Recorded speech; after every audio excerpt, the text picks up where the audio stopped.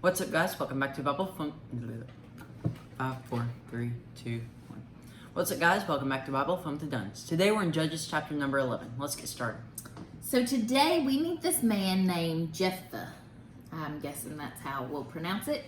He is the son of a man named Gilead, which makes him a Gileadite. He's part of one of the tribes of Israel.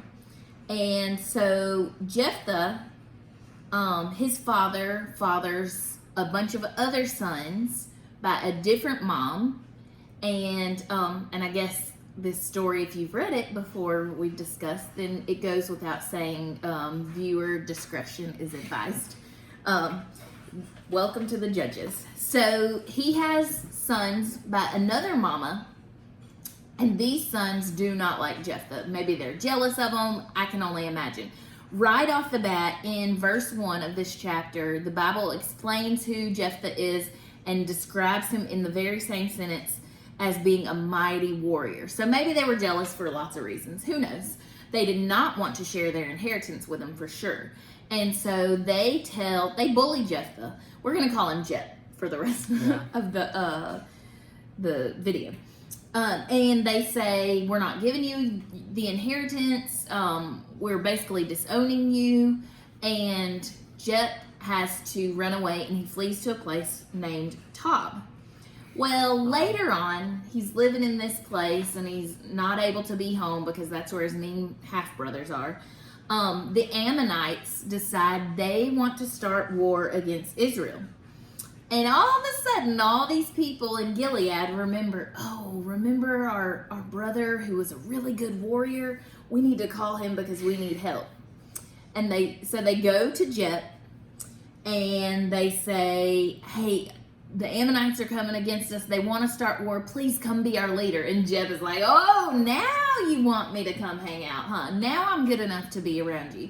And he said, I will come on a couple of conditions. First of all, I get to come home. I get to come live back in my homeland. And number two, not only will I live there, if I lead you guys, I'm going to be your leader. I'm going to be the head of you guys. And they're desperate. And so they say, come on, please, come on. Well, then Jephthah, they make this promise before God. And then he goes to the Ammonites and he's asking them, why are you trying to start war? I guess he's trying to talk it out with them.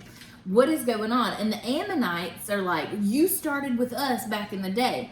And this is where Jep has to say, hey, hold on. Let's go back through our history with you guys for a little bit. And Jep tells how the Israelites come and they're coming into the promised land after, going in the wilderness, coming from Egypt. And they keep going to these places asking if they can stay there, and no one lets them stay there. And hospitality is huge to these people. It's insulting to not be given hospitality. And so Jep explains to the Ammonite king what really happened, saying, we did not start war. You chose to not give us a place to stay. This is how it really went down. Well, the Ammonite king still wanted to fight against Israel. And so Jep is like, okay, we got to get ready. And so Jep talks to God and he makes a promise to God and he tells God, if you deliver us, if you help us to win this battle, then when I get home, whatever comes out to greet me, whatever it may be, whoever it may be, I will give them to you. I will sacrifice them to you. And so then they go about and they have a battle. And who wins, Jax? The Ammonites. No. I mean, what side Jep was on? The Israelites. That one. Our side. It's too many names. Agree. So Israel wins. Jep wins. They defeat the Ammonites. And so they come home after the battle. And as soon as they get home, who comes out to greet Jep? His daughter. His daughter, his only kid. He doesn't have another daughter. He doesn't have a son. This is his only daughter. And he falls down and he's devastated. He is so upset. And so then he tells his family and he tells his daughter the promise he made to God. And so the daughter says, okay, I understand, but can I have a little bit of time to go off with my friends and just to mourn, to be sad that I'm losing all of my future? And he gives her that time. And then when the time comes, he fulfills his promise to God. And basically, that's kind of the end of the story that we have in the Bible of Jep. And so it starts out interesting. You're rooting for Jep, and you want his brothers to not mistreat him. You want the best for him. You want him to win. But then he makes some bad choices. His decision to make this promise to God, I think I have a few takeaways. So this first one is, you don't have to make promises to God. God and his relationship with mankind does not work on a barter system or a trade system. We could never offer enough to God or trade enough or work enough or be good enough to even out, to make it even all that God has done for us and blesses us with. And so, first of all, that was not necessary.